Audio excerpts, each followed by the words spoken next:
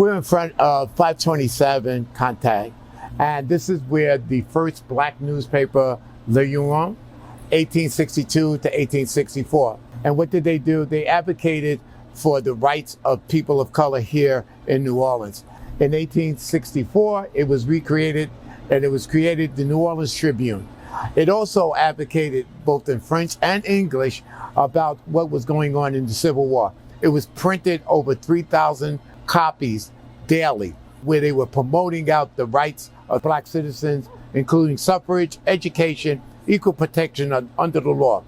Also reported on the racial violence that was being created to the people of color here. And what happened was they reported that violence internationally. They were getting out the message that the things that were happening here in the South was unjust. And the people were actually being able to get the true story and not the whitewash stories that they were getting published by other newspapers.